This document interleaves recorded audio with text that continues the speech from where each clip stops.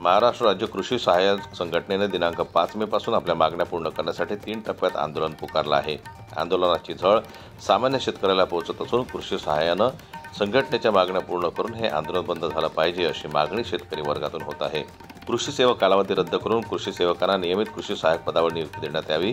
कृषी सहाय्यकांचे पदनाम बदलून सहाय्यक कृषी अधिकारी करणे। कृषी विभागामध्ये संपूर्ण कामकाज डिजिटल स्वरूपात होत असतानाही कृषी सहाय्यकांना लॅपटॉप दिला जात नाही।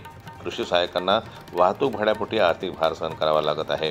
तरी मार्गदर्शक सूचनेमध्ये विविध योजनेत कृषी सहाय्यक यांना वाहतूक भाड्याची तरतूद करावी किंवा निविष्ठा वाटप परमिटद्वारे करावे, अन्यथा खरीप हंगाम 2025 मधील निविष्ठा वाटपावर संघटनेचा बहिष्कार असेल। पर्यवेक्षक यांचे प्रमाण 4:1 याप्रमाणे योजनेमध्ये समूह सहाय्य MREGS योजनेअंतर्गत लक्षांक देताना क्षेत्रीय स्तरावरील अडचणींचा विचार करून लक्षांक देण्यात यावा। सिल्लोड तालुक्यातील कृषी सहाय्यक यांनी केलेल्या आत्महत्येच्या प्रकरणाची संबंधित अधिकाऱ्यावर कारवाई करण्यात यावी।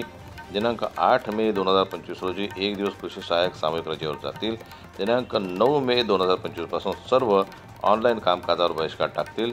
त्यानंतरही कृषी सहाय्यक यांच्या प्रलंबित मागण्याची सोडवणूक न झाल्यास 15 मे 2025 रोजीपासून सर्व योजनेच्या कामावर बेमुदत काम बंद आंदोलन करण्यात येईल।